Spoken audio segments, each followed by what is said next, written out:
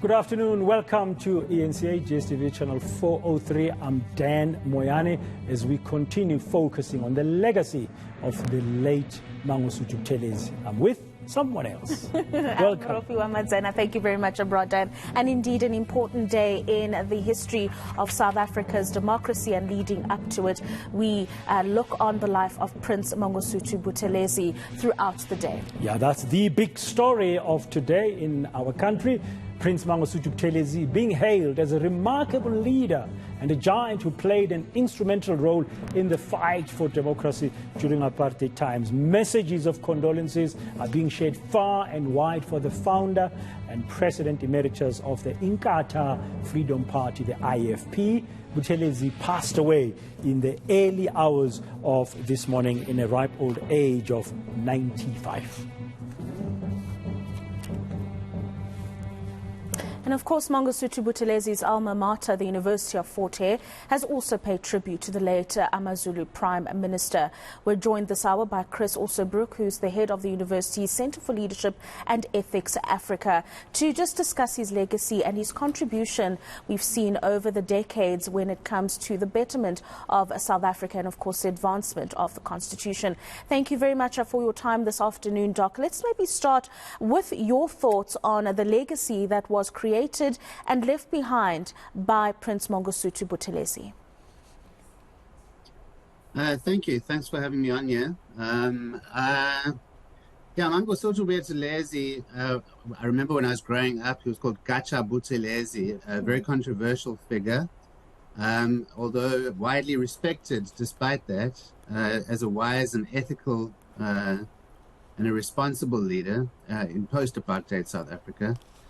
It's no getting away from the fact that he also supported the apartheid regime's homeland system, the Bantustan system as it's been called, and also that he was implicated in the battle between the IFP and the ANC in the 80s and 90s, which almost pushed the country to the brink of a civil war. So his legacy as a leader is controversial and it's complicated, but he did work the system well.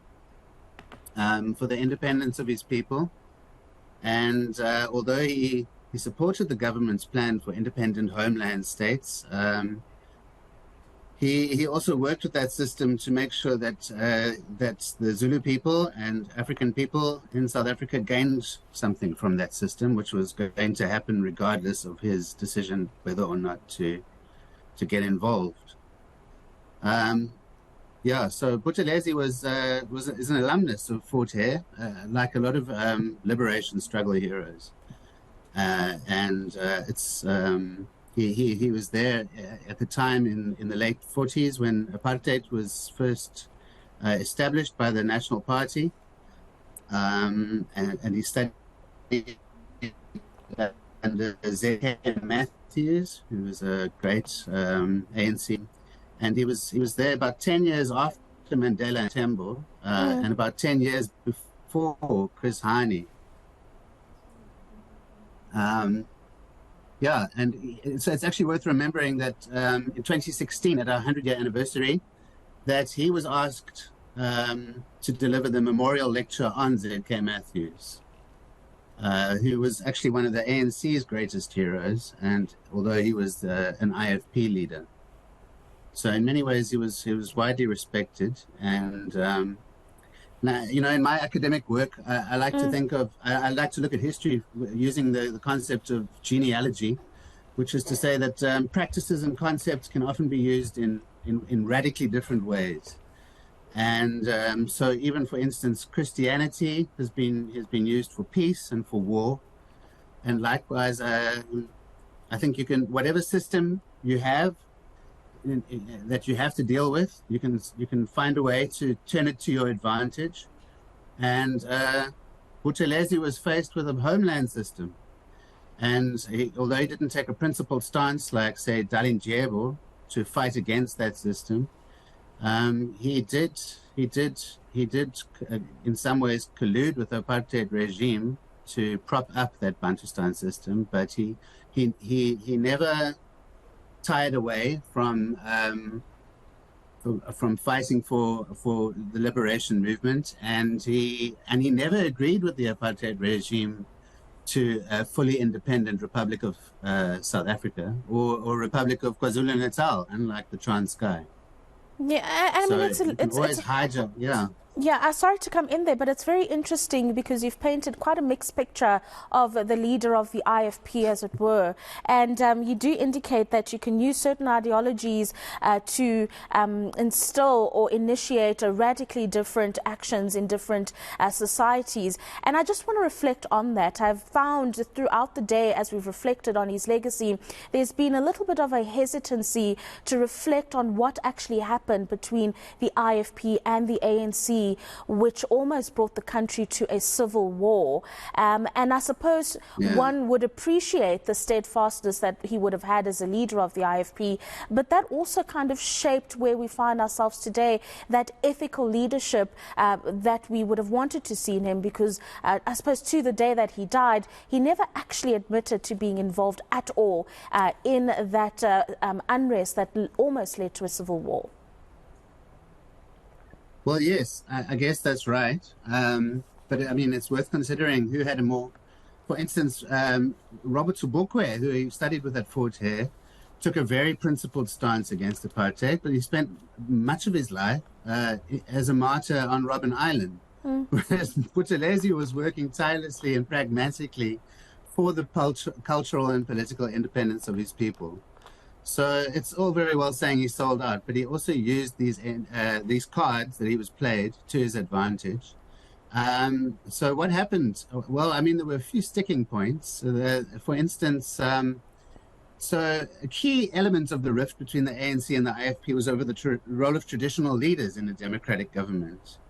And for a long time, the colonial government, the British colonial government and the apartheid government had used a system of indirect rule to try and work with traditional leaders, and in fact really use them in indirect rule as puppets to continue their imperial control with some kind of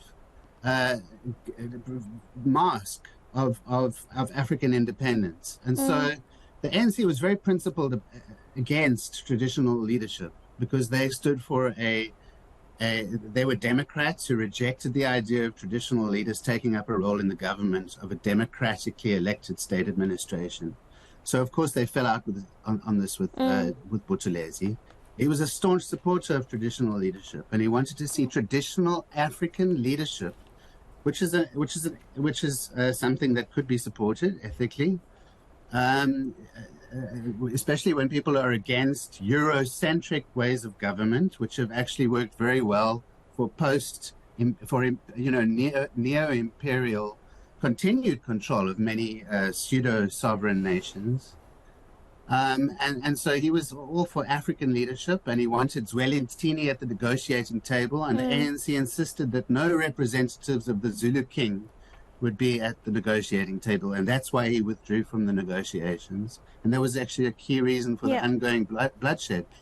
Of course, another thing you could see is that the ANC wanted complete hegemony and complete control. They wanted to take over the future government. And the same thing happened in Zimbabwe. There was a split between ZANU and ZAPU, because although they both wanted liberation, but they also wanted to be in control of that future government. And essentially, they wanted the spoils of government.